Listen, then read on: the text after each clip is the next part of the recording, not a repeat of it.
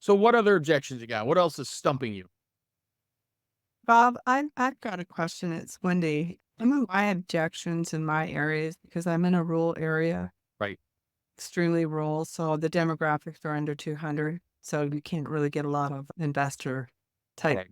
We've even tried to wholesale in here, it just doesn't work. We've tried the auction, and unfortunately, the agents are so rural that they don't even understand and wouldn't bring buyers.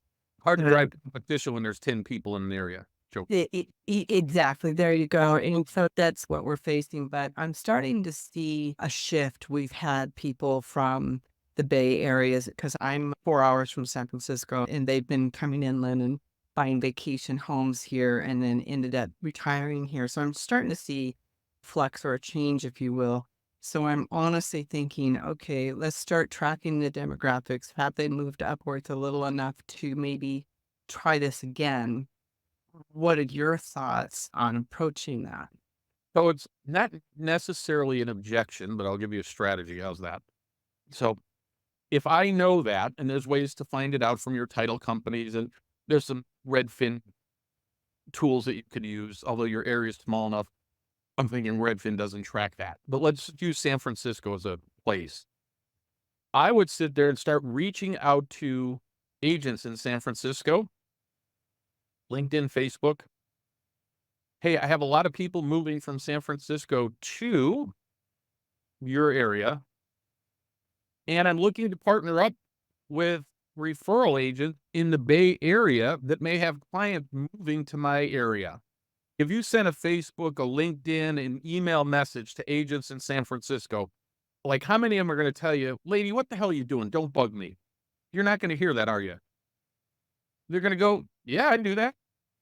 Actually, that's the one deal I have is a title rep of a title rep. I had a good rapport with a title rep who talked to a title rep in San Francisco, and I'm closing a land deal. I literally listed it and got it sold in 2 weeks. So So that's now, rock would go into yeah, my presentation. But one of the things I would do is I would have an Excel spreadsheet, or I'd put it on a prettier sheet.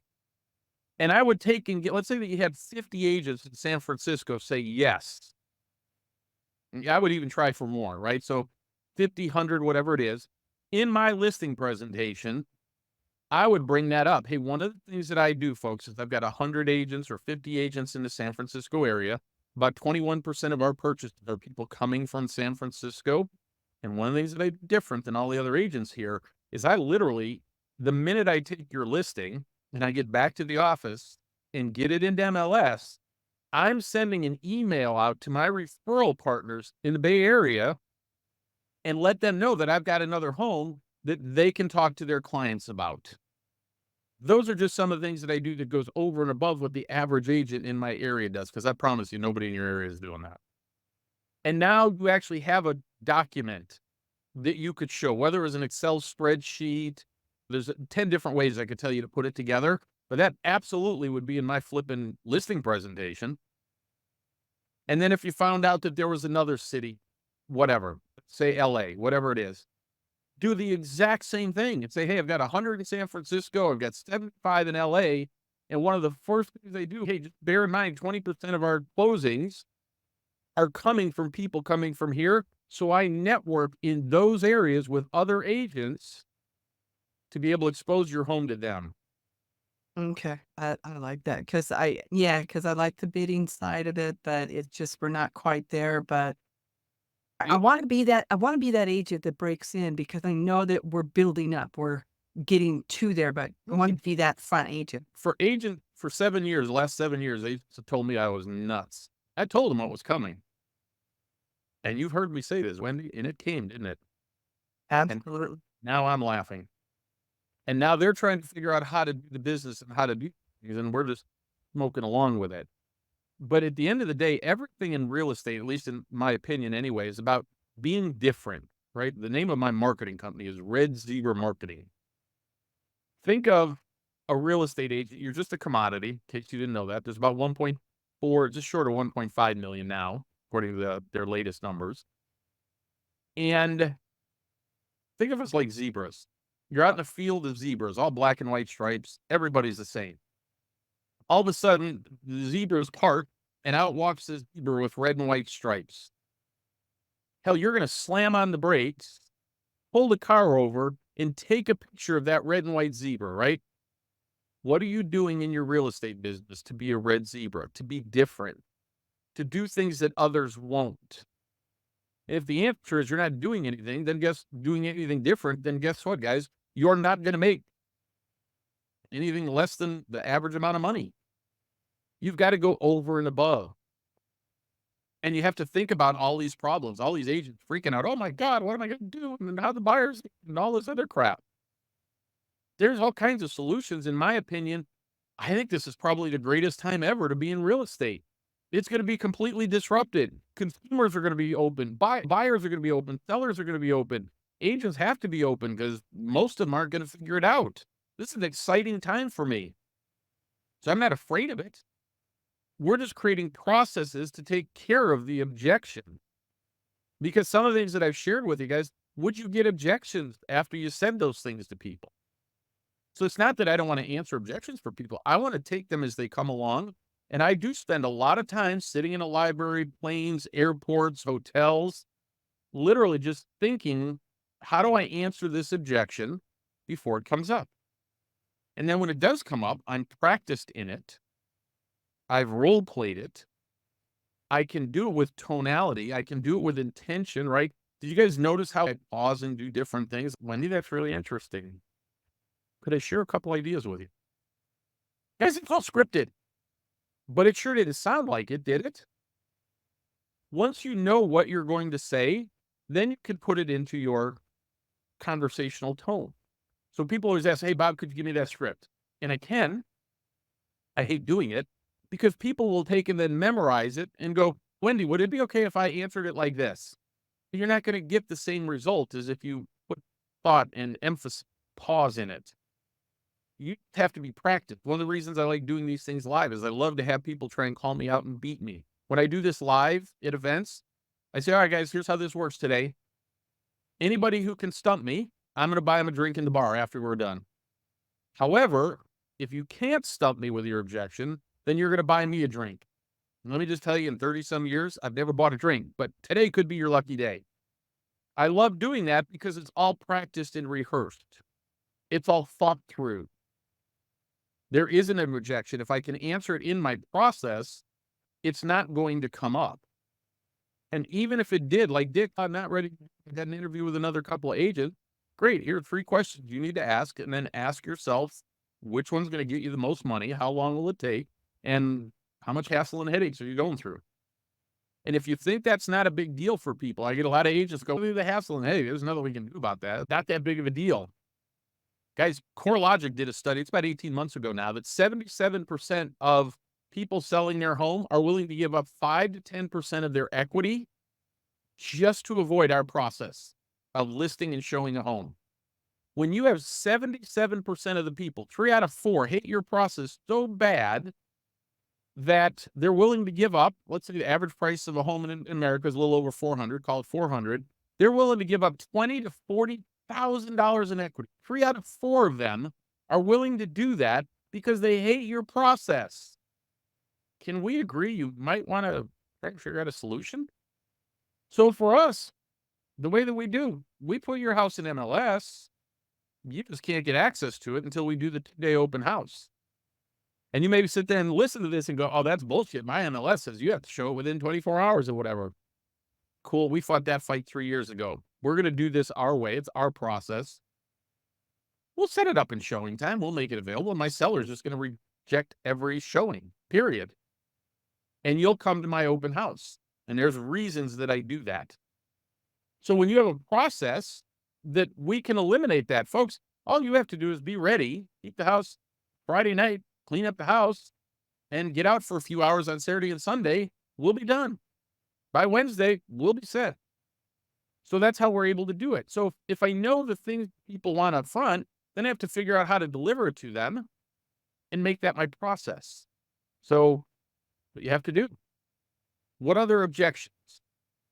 Give me something that's challenging. Here's the funny thing, folks. When it's all said and done, there really aren't that many objections, are there? And if it is an objection, actually, it's not usually, it is because you didn't explain something properly, or you didn't answer that in the presentation, or your process, right? Listing is a process. And if you don't have a process that you can walk people through that's written, it doesn't mean we do a listing presentation on Zoom. We actually use Canva for it, not PowerPoint. But we're done in 20 minutes, but we're only showing them the things that we do, and we're showing the process. This is what our process looks like. This is why we do it. The minute we take your listing, here's what's going to happen. We're going to take and open up our blueprint. These are the things that are going to happen in what days.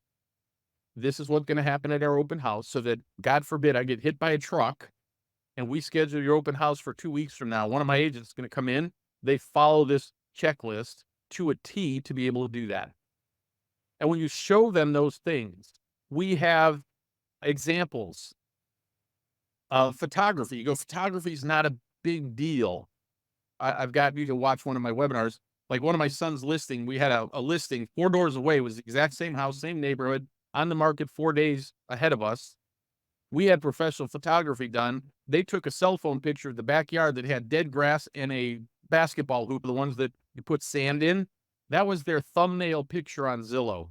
We had 5 times the views. We had 5 times the likes.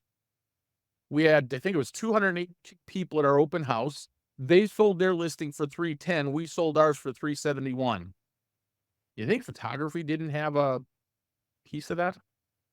Go ahead, Wendy. You just I said you had a.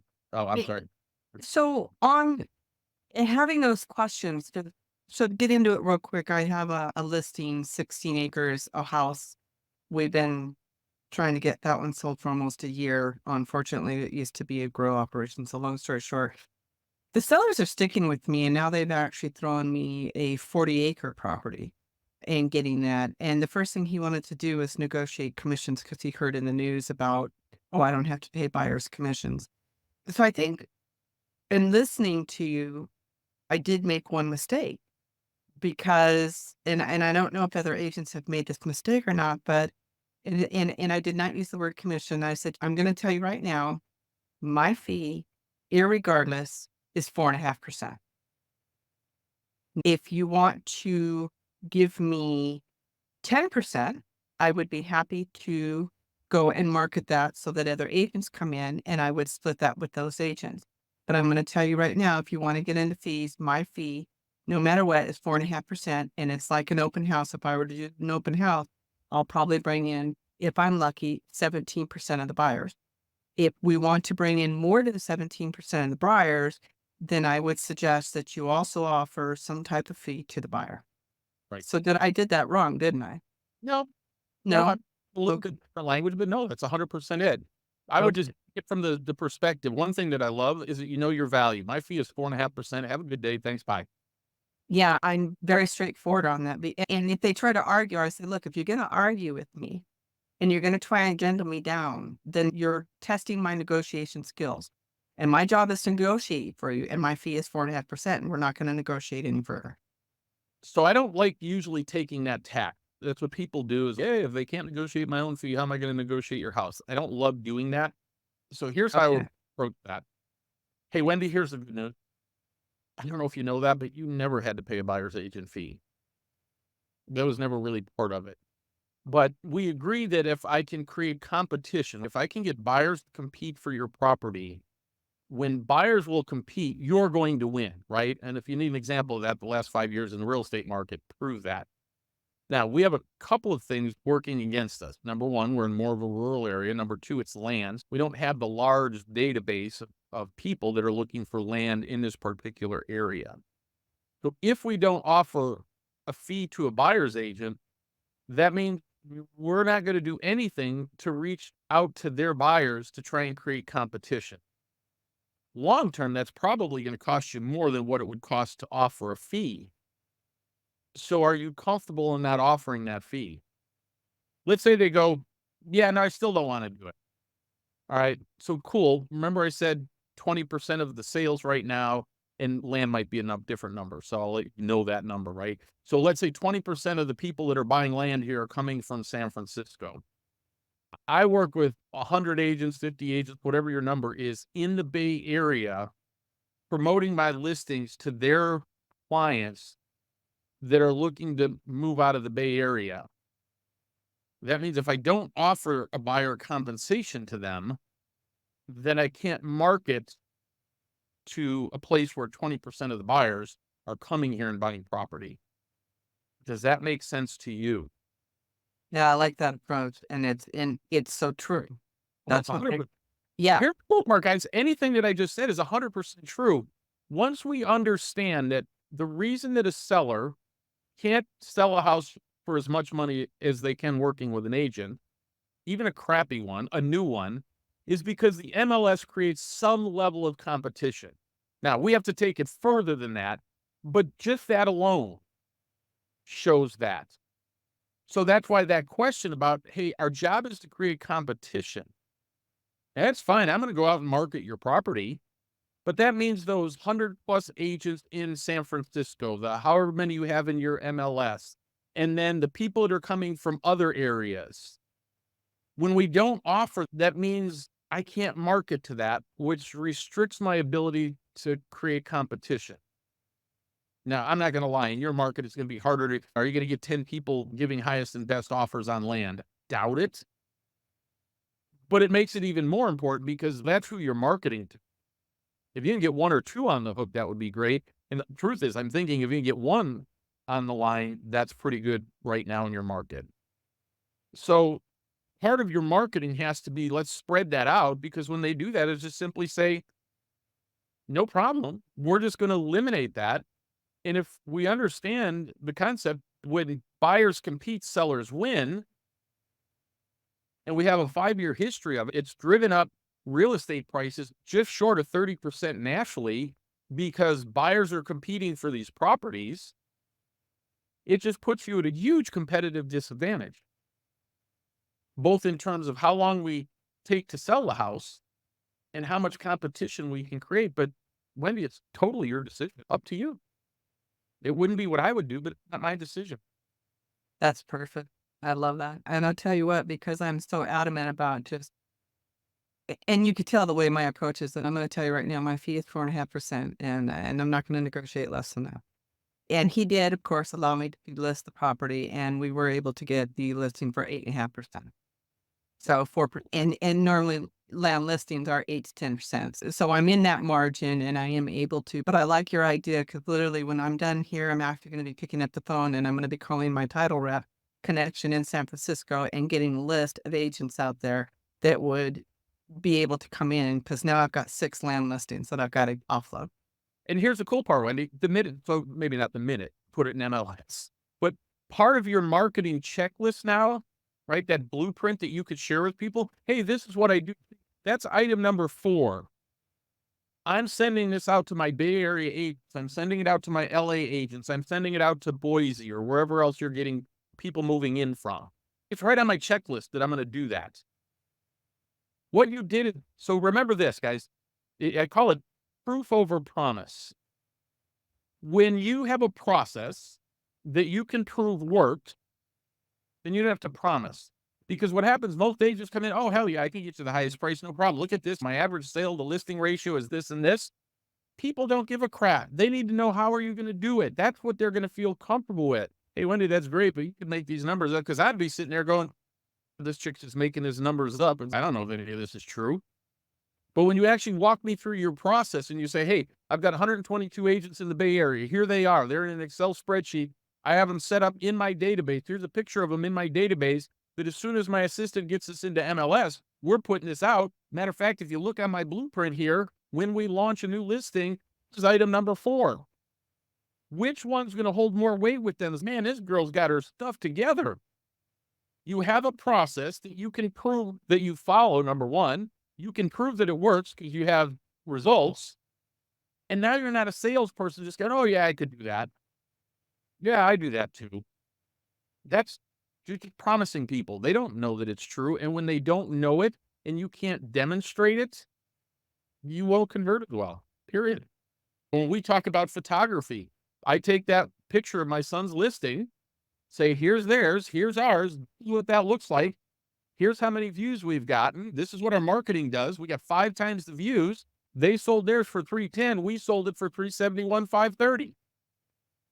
I approve. And then a seller can actually look at those pictures. And when I say, I pay a professional photographer to come out and do it, here's why. Me paying that photographer got an extra $60,000 for my client. My process, which is part of the photographer, got $61,000 more for the same house in the same neighborhood at the same time. How do they say no to that? So your process is actually what's going to reduce the objection that you get. Make sense? And then if you understand that what's going to get the highest price, right? What's driving price in the market right now? Lack of inventory, which means there's more demand than supply. So if rates go down to 6%, like I actually do believe they'll be very close to that by the end of the year. But if rates go down to 6%, what's going to happen to the competition now? Everybody's, I'm going to wait for interest rates to drop. If more buyers come into the market, the price of the house goes up. They're in the same place. I could always refinance the loan, but I can't, maybe always, but I could refinance a loan, but I'm going to pay what I'm going to pay for the house. When that happens, competition will drive the market. Your job, very simply, if you want to get the highest price for people, which is the number one thing they want, and it's number one big gap between fast and less hassle, then your job is very simple. Create competition. Your job in a listing presentation or in the discussions that you have is to create competition. Write that text message to FSBO. Hey, if I could get 4, 5, 6, 8, 10 buyers in the next 14 days to compete for your home and give them a process where they can pay whatever they need to pay to secure your home, which guarantees you're going to get the highest market value, are you open to paying the standard 3% finder's fee? I'm really listing their house. I'm not just bringing a buyer. I'm going to list their house. You may go, why do I want to list their house? Or again, you would never get this, Wendy. So full disclosure, you got 30 people at an open house. You'd probably be happy in your market. But our record open house is 1,224 buying units. A buying unit is defined as we got mom, dad, 2 kids. Most agents would say, hey, that's 4. We go, no, that's 1. That's 1 buying unit. We have 1,224 buying units in an open house. Wendy, what's your opportunity in an open house like that? That's the problem. They don't do open houses. Yeah, I get that. Yours is listen, guys, if you're in a small market like you, like how big's your town, Wendy? We have probably about in and out 1,000 people. Yeah, okay. But humor me. If you had 1,000 people come through a open house, what's your opportunity there? 1,000 people? Yeah, my opportunity 2,000 because you want to double that. No, You're going to do so great for that 1,000 people that they're going to go tell someone who tells someone, and that right there just created a year to 2 years worth of CRM. yeah, we call it 5 from 1, right? We want to get 5 more transactions from 1 listing. Oh, you're definitely going to get that with So again, 1224 is our record, but we had Ryan in Northwest Chicago on Mother's Day weekend, no less, which trust me, I told him not to do the open house weekend on Mother's Day weekend, but he had 586 people, whatever it was, through his open house. If we do a good job and we anticipate, what's the number one thing when somebody goes, hey, what did you think of this house? They go, it's not for me. Okay, cool. What does the average agent do? Hey, I could set you up on searches. Tell me what you're looking for. Now, so what if I said this to you, Wendy? Hey, I get that, but I'm assuming you're looking for a house in this price range in this neighborhood, right? Yeah. Hey, if I could show you how to buy a house at this price range, let's say it's 400,000, and you could save $402,000 in payments and interest, and use that to fund a retirement plan, would you be open to having a conversation around that? Yeah, you could just talk about retirement. Right. So now I actually have some material with me, right? Because while I'm thinking in advance, hey, here's a book that I have that kind of walks through the concept of it. And if you'd like, I can get a little bit more specific with you.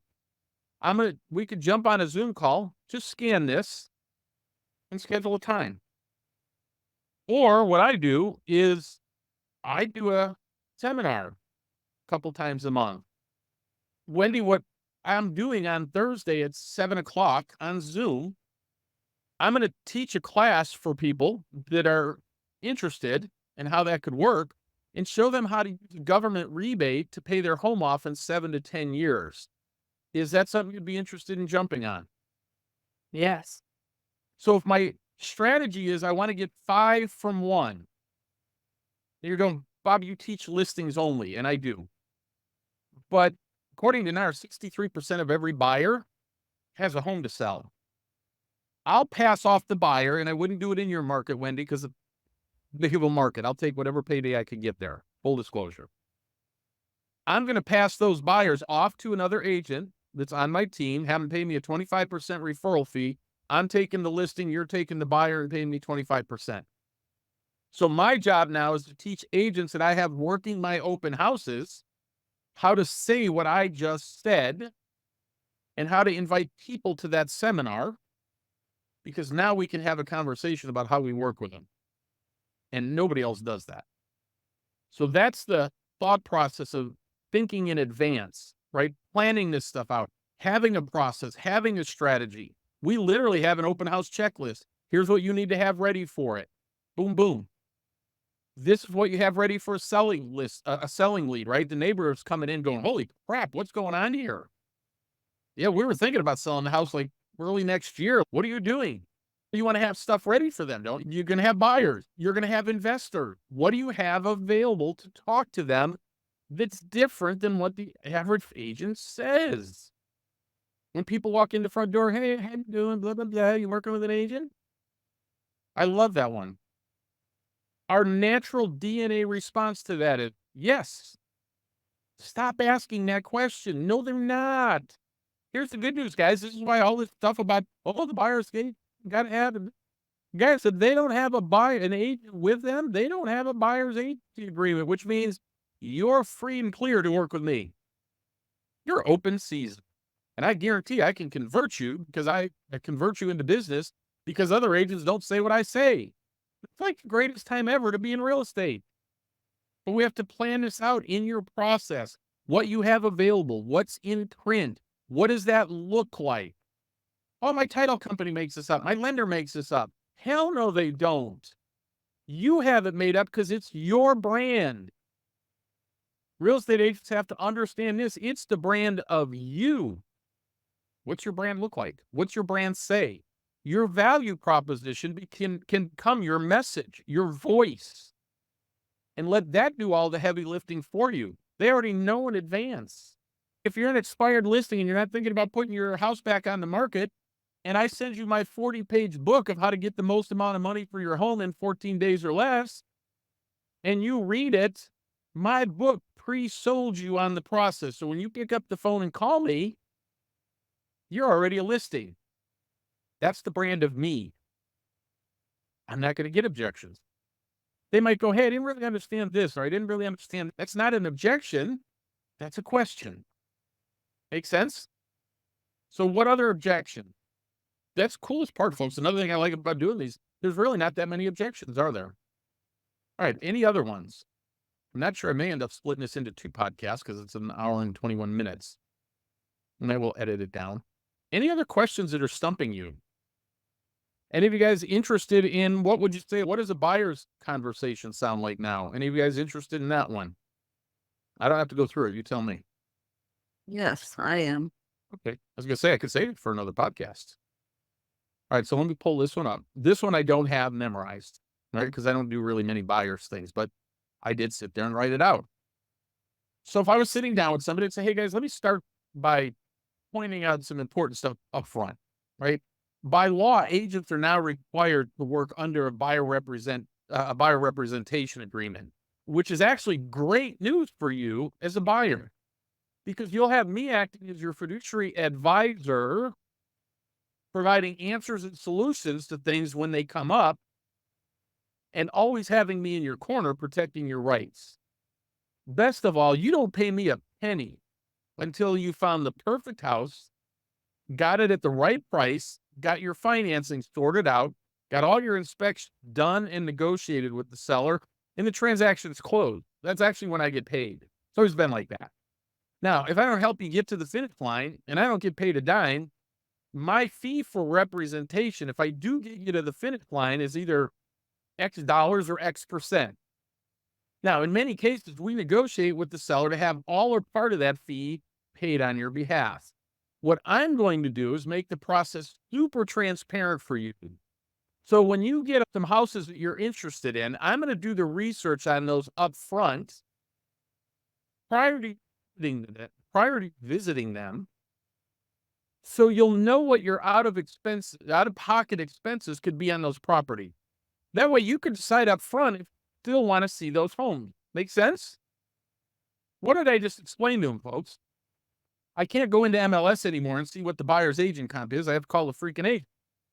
So I got to do that. But if the agent says my seller's not willing to pay any compensation, my buyer's up front, do you still want to see the house? This kind of goes back to your question, Wendy. If you don't offer a buyer's agent comp, what happens? In 90% of the times, what do you think the buyer would say if they go, no, the 3% is all on you? What do you think the buyer in this case is going to say? Never mind. Let's find another house. Exactly. And that's a conversation that you can have with the buyer. Hey, if they're not willing to pay, we'll just move to a different property. No problem. Yeah, that's a lot of conversations that are happening. And some buyers say, look, I'll look at the house, but I'm going to offer less because I'm not going to pay over more. I can't afford it. And guess what, guys? Those are conversations we get to have with the seller, right? That didn't want to pay it. And then you go, now on any property that you want to write an offer on, I'll give you a net sheet on each transaction outlining your out-of-pocket expenses up front. You can factor that into your offer. Now, some sellers are going to cover my fee, might even pay your closing costs, appraisals, and warranties, depending on their situation. But when we get to the end, you're going to have a transparent document so you can make an informed decision on your offer. Any questions on how that'll work? You got to say that in a confident, competent manner. You got to practice and rehearse it and make it come across powerfully, right? People want to work with confident people that know their value. They want to work with the Wendy. Go, hey, 4.5%, that's my fee. That approach is going to get you comfortable, which is going to be essential when you start doing it. Now, I just read that off of Word doc, right? I didn't share it on the screen. So I want to give you full disclosure. I just read that. Did that sound like I was reading?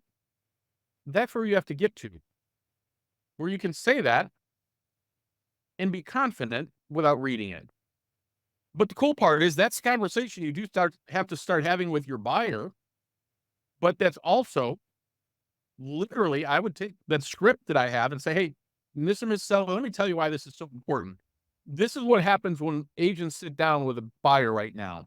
When we get to that point, what do you think? If the seller's not willing to compensate the agent and the buyer's got to write a check for $12,000, do you think they're going to come and look at your home when 99% of the other sellers are willing to compensate the agent? And it's their call. Then it's your call, folks. Do you actually want to take that listing then? If you don't have a process that could allow for that to happen, see, our listing process does have a process where we offer the buyer's agent comp. We simply build it into the price. But if you don't have that process, then you have to figure out, is this a listing that I want to take? If Wendy's guys didn't want to offer the 8 or 8.5, and she couldn't compensate another agent, even though her fee would be 4.5% on that, Wendy, would you still want that listing or not? There's not a right or wrong answer either, by the way, folks. On that listing, no, I would still take it. I would still take it. And the reason is because I'm going to show them the buyers that come in that can't afford to pay the buyer's agent and what they're losing. And I think after 1 or 2 of those, I think that they're going to understand, and then they're going to realize they need to offer up. Absolutely, right. I would take it. Okay, cool. So guys, my point in all that, you're now in control of saying yes or no. We call FISBOs as, oh, I just want that, so I'm going to take it overpriced. I have never, ever in 30 years thought that was smart to take an overpriced listing, knowing that, hey, in 30 days, I'm going to come down and do this. And here's how it works, guys. People drive by that sign every day in the neighborhood, and they see that you didn't sell it, and a month goes by, and then they see price reduced, and it didn't sell, and still sitting there for 6 months, and now the thing expires. The seller comes to their senses and goes, oh crap, he was right. I needed to sell the property at that price. They lower the price, and the new agent comes in and 2 weeks later has a sign hanging up under contract. What did that just tell every person in that neighborhood about you? You suck. The other agent, I got to call them. They're the one who sold it after this guy couldn't do it. Why would you do that? If the seller has the right to say no to you, don't you have the right to say no to a seller? I had a reverse circumstance. My seller was doing a loan for one of our clients in Texas, and they put their house on the market. The agent gave them a CMA between 425 and 500. I'm not sure how you get CMA with a $75,000 variance, but whatever, he did. And the client said, we want to list it at 525. They had a hard money loan on the property, and it was going to head to foreclosure. Can you tell me why in the world a real estate agent would allow them to put a home on the market at 5.25, knowing they had a clock ticking and it wasn't worth 5.25 and it would go to foreclosure? The truth is they could sell the house at 400,000 and break even. So when we talk about the competency of agents, that's what I'm talking about. What agent in their right mind would allow a client to do that? Because if that was mine, I would say, I simply can't take this listing. I'm not willing to do that to you, period. Because guess what? They're trying to call us up then, call my son going, hey, we got 30 days. We need to close in 30 days or it's going to go to foreclosure, but we need to keep it on the market. Guys, in case you don't know how this works, you can't sell a home and refinance it at the same time. It's too late. That's a case where an agent should have said, no, I'm sorry, I can't do that. We need to sell it at 4.25. And if it doesn't go that way in 2 weeks, you need to drop this bad boy down to 400, break even, and count it as a learning experience. They were flippers. If the seller can say no, can't we? And if it's not in their best interest, I don't want to be a party to a transaction where somebody goes into foreclosure because I didn't have the buzz to say, no, we're not listing it at 5.25. That's not even answering an objection. To me, that was an objection. Why would you let them do that? Make sense? All right. Hour and a half. Probably will break this into 2. Was this helpful? You guys didn't have a lot of objections, but even the strategy on this stuff, even if it was an objection, guys, you need to come up with a process that allows you to create competition. It'll save a lot of your headaches. So with that, thanks for being here. Thanks for throwing them out. I hope it helped you, even outside of just the objections that we answered and maybe how to think about going about your business.